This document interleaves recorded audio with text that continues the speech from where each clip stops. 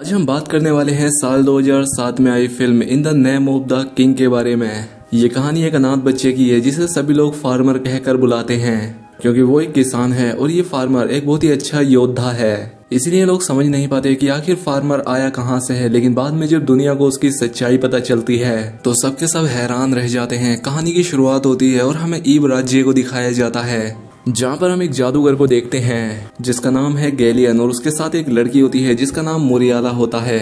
मुरियाला यहाँ के सेनापति की बेटी है और सभी लोग गैलियन से नफरत करते हैं और खास करके मुरियाला का पिता मैरिक, क्योंकि मुरियाला गैलियन के प्यार में है और वो उसका फायदा उठा रहा है। इसके बाद हमें फार्मर को दिखाया जाता है जो कि अपने बेटे के साथ खेल रहा होता है जिसका नाम है जेफ, और यहाँ पर उसका एक दोस्त भी होता है जिसका नाम है नोरिक। इसके बाद रात में ये सभी लोग डिनर करने लगते हैं। यहाँ पर हम फार्मर की वाइफ को देखते हैं जिसका नाम सोलाना है। फार्मर अपनी फैमिली के साथ बहुत ही खुशी से रह रहा होता है। अब अगली सुबह फार्मर की वाइफ अपनी मोम के घर जा रही होती है और वो अपने साथ अपने बेटे जेफ को भी लेकर जा रही होती है। जब ये लोग रास्ते में जा रहे होते हैं तो जेफ अपनी मोम से अपने फादर के बारे में पता करता है। रास्ते में जेफ अपनी मोम से पूछता है कि अगर तुम्हारे माता पिता हैं तो मेरे फादर के माता पिता क्यों नहीं हैं? जिस पर सोलाना उससे कहती है कि तुम्हारे फादर अनाथ हैं इसलिए उनके माता पिता नहीं हैं। उसे बहुत सारे लोगों ने पाला लेकिन किसी को पता नहीं लगा कि उसके माता पिता कौन थे। इसके बाद हमें यहाँ के राजा को दिखाया जाता है जिसका नाम है किंग कॉनरेड। उसके पास उसके कुछ सिपाही आकर उसे बताते हैं कि यहाँ पर कुछ दानव घूम रहे हैं जिन्हें ये लोग क्रग कहकर बुलाते हैं।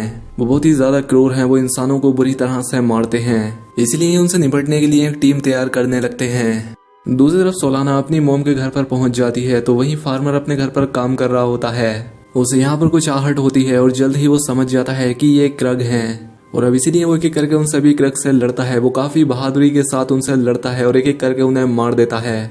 तभी क्रग इनके घर के अंदर घुस जाते हैं और वहाँ आग लगा देते हैं। अब नोरिक भी यहाँ आ जाता है और इनसे लड़ने लगता है और ये दोनों मिलकर बहुत सारे क्रग्स को मारते हैं, लेकिन फार्मर जानता है कि अब ये क्रग्स उसके बच्चे और उसकी वाइफ तक भी जाएंगे और अब इसीलिए फार्मर यहाँ से सोलाना के पास जाने लगता है। नोरिक भी उसके साथ जाता है। वहीं दूसरी तरफ मुरियाला तलवार चलाने की प्रैक्टिस कर रही होती है। फिर उसके पास आता है कमांडर टेरिस और वो उसके साथ प्रैक्टिस करने लगता है, लेकिन टेरिस यहाँ से जैसे ही जाता है यहाँ पर राजा का भतीजा आ जाता है जिसका नाम ड्यूक फैला हुआ है और ये एक नशेड़ी आदमी है। वो दिन भर नशे में रहता है और उसे इस बात का घमंड है कि राजा के ना होने के बाद वो ही राजा बनेगा। वो यहाँ पर मुरियाला को भी छेड़ता है और कहता है कि अपने होने वाले राजा की इज्जत किया करो। वहीं दूसरी तरफ हम सोलाना को उसके गांव में देखते हैं जहां पर एक शादी का फंक्शन चल रहा होता है और सोलाना जेफ के साथ इन सारी चीजों को देख रही होती है। तभी उसकी नजर क्रग्स पर पड़ती है, इसलिए वो सभी को आगाह करती है और देखते ही देखते क्रग्स इन पर हमला कर देते हैं। चारों तरफ तराही मच जाती है और क्रग्स बड़ी ही बेरहमी से यहाँ लोगों को मारना शुरू कर देते हैं और उन्हें जलाने लगते हैं। लेकिन तभी यहाँ पर फार्मर आ जाता है और वो क्रग्स से लड़ने लगता है। यहाँ पर हमें पता लगता है कि इन सारे क्रग्स को गैलियन चलाता है और गैलियन ही इनका मालिक है। वही ये सारी तबाहियां मचा रहा है क्योंकि वो यहाँ का अगला राजा बनना चाहता है। लेकिन सोलाना यहाँ से जेफ को भगा देती है क्योंकि वो जानती है कि ये सबको मार रहे थे। तभी एक क्रग पकड़ लेता है सोलाना को और दूसरा जेफ का पीछा करने लगता है। जेफ जब जंगल में भागता है तो वो क्रग उसके पीछे जाता है और वो उसे मार डालता है और अपने बेटे की मौत के बाद फार्मर बुरी तरह से टूट जाता है। इसके बाद वो अपने बेटे को दफनाता है और दूसरी तरफ राजा अपने सैनिकों से मिलता है क्योंकि वो जानता था कि जल्द ही क्रग उन पर भी हमला करने वाले हैं, इसीलिए उसे और सिपाहियों की जरूरत है। तो अब यहाँ पर हम गैलियन को देखते हैं जिससे मिलने जाता है ड्यूक। हमें पता लगता है कि ये दोनों एक साथ मिले हुए हैं और ड्यूक गैलियन की मदद कर रहा है। इसके बाद राजा पहुंचते हैं फार्मर के गांव में और वो कहते हैं कि जितने भी यहाँ पर जवान लोग हैं वो सभी हमारी आर्मी में शामिल हो जाएं, तभी हम उन सभी क्रग्स को हरा पाएंगे। लेकिन यहाँ पर फार्मर राजा पर गुस्सा हो जाता है। वो कहता है कि तुम्हें राज्य की बिल्कुल भी परवाह नहीं है, क्योंकि अगर होती तो इतने सारे लोग न मारे जाते। तुमने हर जगह अपने लोगों को फैला रखा होता। हमें तुम जैसे राजा की जरूरत नहीं है, हम खुद जाएंगे और खुद क्रग्स से लड़ेंगे। इतना कहकर वो यहाँ से चला जाता है। इसके बाद मैरिक देख लेता है नोरिक को। वो उसके पास जाकर कहता है कि तुम्हें शायद मेरी शक्ल याद ना हो, लेकिन मैं तुम्हें बहुत अच्छे से जानता हूँ। हम एक युद्ध के दौरान मिले थे जो कि कई साल पहले हुई थी। इस बात का नोरिक उसे कोई जवाब नहीं देता, लेकिन यहाँ पर मैरिक को अपने सवालों के जवाब मिल जाते हैं। दूसरी तरफ हम मैरिक को देखते हैं जो कि फार्मर के पास पहुंचता है और कहता है कि अगर तुम्हारी तरह बहादुर लोग हमारी आर्मी में आ जाएं तभी हम क्रग्स को हरा पाएंगे। लेकिन फार्मर कहता है कि मुझे तुम लोगों की कोई जरूरत नहीं है और मैं राजा की आर्मी में कभी भर्ती नहीं होऊंगा।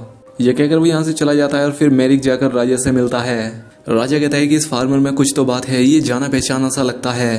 तभी हम फार्मर को देखते हैं जो कि नोरिक के साथ निकल चुका है और इनके साथ सोलाना का भाई भी है, क्योंकि फार्मर की वाइफ को क्रग्स ने बंदी बना लिया है और ये उसे किसी भी तरह से बचाना चाहता है। वो अपने बेटे को तो खो चुका है, लेकिन अब वो अपनी वाइफ को नहीं खोना चाहता। इसलिए ये लोग जा रहे हैं उस पहाड़ी की तरफ जहाँ पर सारे क्रग्स रहते हैं। बीच में इन्हें एक बहुत ही बड़ी खाई मिलती है और इन्हें खाई के दूसरी तरफ जाना है। तो फार्मर कहता है कि हमें लटक कर जाना होगा और इतना कहकर वो बड़ी आसानी से इस खाई को पार कर लेता है। लेकिन अब बारी होती है नोरिक और सोलाना के भाई बेस्टियन की। ये दोनों भी खाई को पार करने लगते हैं, लेकिन ये बीच में ही लटक जाते हैं और देखते ही देखते नहर में गिर जाते हैं और पानी के साथ बहने लगते हैं। लेकिन फार्मर इनके पीछे पीछे दौड़ रहा होता है, वो इन्हें पानी से बाहर निकाल लेता है। इसके बाद राजा पहुंचता है अपने महल में और वो यहाँ पर ड्यूक को इश्क लड़ाते हुए देखता है। तो राजा उस पर गुस्सा करने लगता है। वो कहता है कि तुम्हें पता भी है राज्य में क्या चल रहा है, इसलिए तुम्हें सजा मिलेगी। तो वहीं हम गैलियन को देखते हैं जो कि अपने लोगों पर गुस्सा कर रहा होता है। तो वो क्रक्स से कहता है कि और भी ज्यादा तबाही फैलाओ। वहीं हम दूसरी तरफ मुरियाला को देखते हैं और हमें पता लगता है कि मुरियाला को भी जादू आता है, क्योंकि मैरियल एक बहुत ही बड़ा जादूगर हुआ करता था और मुरियाला ने कुछ जादू अपने फादर से सीखा है। वो अभी उसी जादू की प्रैक्टिस कर रही होती है कि तभी उसके सामने गैलियन आ जाता है और उसे देखकर मुरियाला चौंक जाती है। वो कहती है कि मुझे तुम पर पहले से ही शक था कि तुम बहुत बड़े जादूगर हो।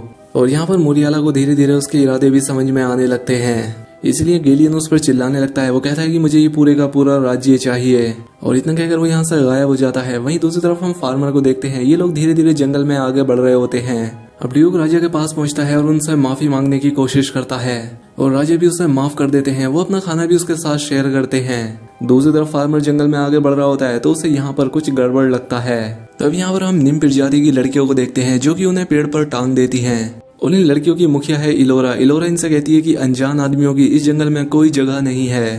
फार्मर कहता है कि हम बस यहाँ से गुजर रहे थे और ये कहकर वो खुद को छोड़ने के लिए कहता है, लेकिन इलोरा उसे नहीं छुड़ाती, इसलिए फार्मर खुद को खुद ही आजाद करा लेता है। वहीं दूसरी तरफ मुरियाला राजा के पास जाती है और वो उसे बताती है कि गैलियन क्या करने की कोशिश कर रहा है। लेकिन तभी राजा की तबीयत खराब होने लगती है और हमें पता लगता है कि राजा के खाने में जहर मिलाया गया है। वहीं दूसरी तरफ हम ड्यूक को देखते हैं जो कि गैलियन के पास पहुंचता है और कहता है कि मुझे पता नहीं था कि राजा के खाने में जहर है और मैंने भी उस खाने को खा लिया, यानी कि मैं भी मरने वाला हूँ। जिस पर गैलियन कहता है कि मैं चाहूँ तो तुम्हें बचा सकता हूँ, लेकिन तुम्हें मुझसे वादा करना होगा कि मैं जो भी करूंगा वो तुम करोगे। ड्यूक भी उसकी बात मान जाता है और गैलियन उसकी जान बचा लेता है। अब मुरियाला पहुंचती है अपने फादर के पास और उसे पूरी बात बताती है कि वो गैलियन के साथ थी और वो क्या करने वाला है। जिस पर मैरिक उस पर गुस्सा होता है। वो कहता है कि तुमने ही उस शैतान को यहाँ पर पनाह दी थी, वो तुम्हारी मदद से यहाँ आता जाता था, तुम्हें तो पता भी नहीं कि वो कितना खतरनाक है। अब सिर्फ 2 ही जादूगर जिंदा बचे हैं, एक मैं और एक वो, लेकिन वो बहुत ज्यादा खतरनाक है। दूसरी तरफ हम फार्मर को देखते हैं और अब वो लड़कियां भी उनकी मदद कर रही होती हैं। वो इन्हें जंगल से बाहर लाकर छोड़ देती हैं। अब मैरिक पहुंच जाता है राजा के पास। अब राजा की तबीयत में कुछ सुधार आने लगा है तो वहीं फार्मर पहुंच जाता है क्रक्स के पास। वो देखता है कि यहाँ पर उनकी बहुत ही बड़ी सेना है। यहाँ पर हम सोलाना को भी देखते हैं जो कि उनकी कैद में थी। सोलाना अभी भी जिंदा थी तो वहीं ड्यूक वैसा ही करता है जैसा उससे गैलियन ने कहा था, इसलिए वो राजा की एक टुकड़ी को लेकर गायब हो जाता है और सबसे कहता है कि राजा मरने वाले हैं और अब अगला राजा मैं हूँ। तो वहीं अब राजा भी अपनी पूरी सेना के साथ युद्ध के लिए निकल पड़े हैं।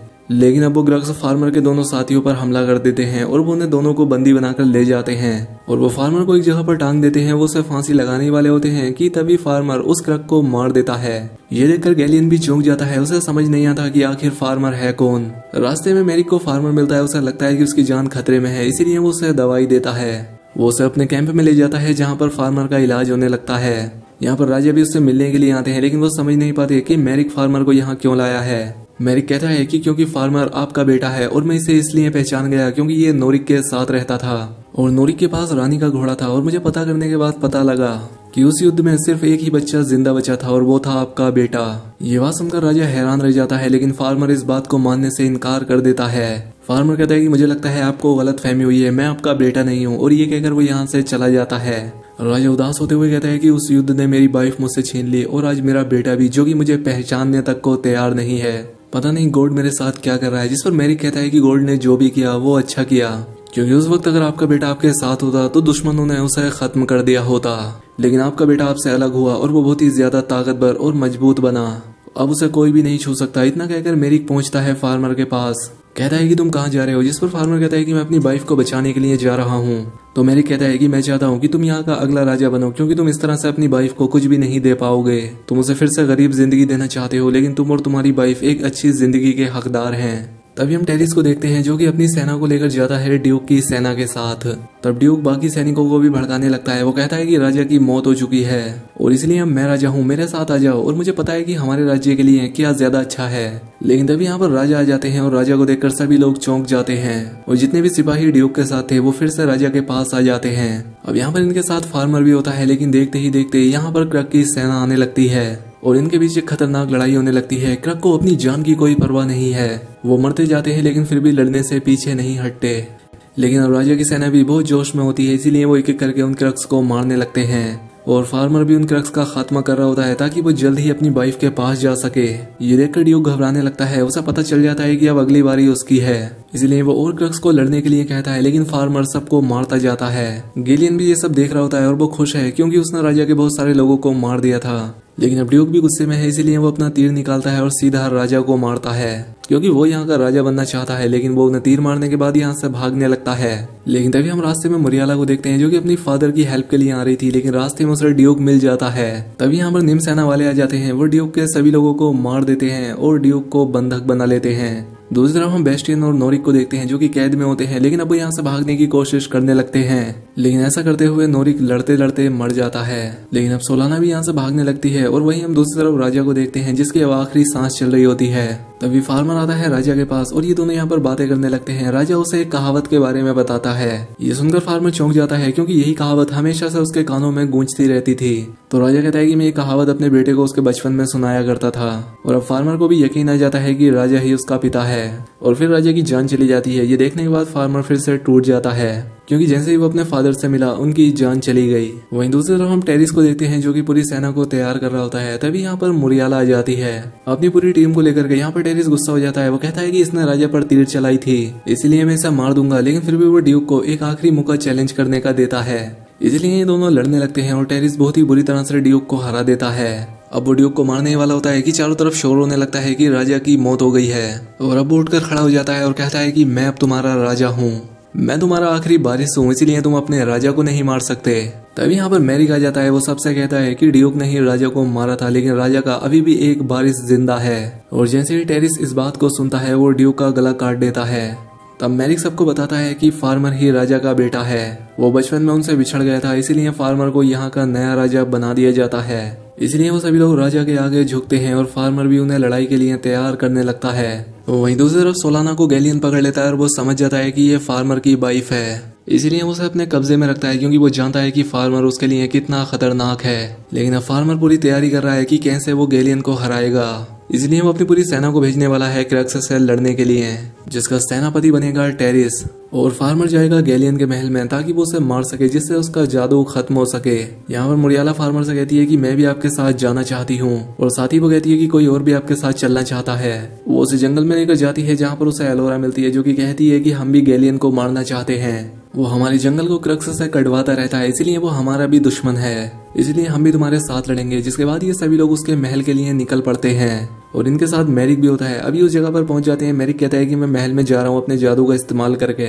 वहीं हम सोलाना और गैलियन को देखते हैं जहाँ पर सोलाना उससे कहती है कि तुमने मुझे कैसे पहचाना कि मैं फार्मर की वाइफ हूँ। वो कहता है क्योंकि तुम प्रेग्नेंट हो और तुम्हारे पेट में फार्मर का बच्चा है। अब राजा की पूरी सेना पहुंच जाती है क्रक्स के पास और यहाँ पर लड़ाई शुरू हो जाती है। लेकिन मैरिक कहता है कि मुझे पहले गैलियन के पास जाने दो और ये कहकर वो अपनी शक्तियों का इस्तेमाल करता है और सीधा पहुंचता है गैलियन के पास। लेकिन गैलियन अपने जादू से तलवार निकाल लेता है तो मैरिक भी अपनी जादू से तलवार निकालता है और ये दोनों लड़ने लगते हैं। लेकिन दूसरी तरफ फार्मर भी तैयार है यहाँ आने के लिए, तो लोरा उसकी मदद करती है और वो एक रस्सी फेंकती है और रस्सी की मदद से फार्मर भी दीवार पर चला आता है। गैलियन मैरिक को मार देता है और कहता है मैं तुमसे ज्यादा ताकतवर हूँ। अब मुरियाला भी अपनी शक्तियों का इस्तेमाल करके अपने फादर के पास पहुंच जाती है। मुरियाला कहती है कि मुझे पता नहीं था कि मेरे अंदर भी इतनी शक्तियां हैं, जिस पर मैरिक कहता है क्योंकि तुम मेरी बेटी हो और एक न एक दिन तुम्हारी शक्तियां बाहर आनी ही थी, लेकिन अब मैं मरने वाला हूँ और अब मैं अपनी भी शक्तियां तुम्हें देने वाला हूँ। और ये कहकर वो अपनी पूरी शक्तियां मुरियाला को दे देता है, जिसके बाद उसकी जान चली जाती है। और दूसरी तरफ राजा की सेना और क्रक्स के बीच खतरनाक युद्ध चल रहा होता है। तभी फार्मर पहुंच जाता है गैलियन के पास और वो गैलियन से अपनी वाइफ को बचाने के लिए लड़ने लगता है। लेकिन गैलियन यहाँ पर अपनी शक्तियों का इस्तेमाल करता है और वो अपने जादू से फार्मर को अपनी शक्तियों में फंसाने लगता है और वो उसे मारने वाला होता है कि तभी वहां पर मुरियाला आ जाती है। वो गैलियन पर अपनी शक्तियों का इस्तेमाल करती है जिससे उसका ध्यान बढ़ जाता है।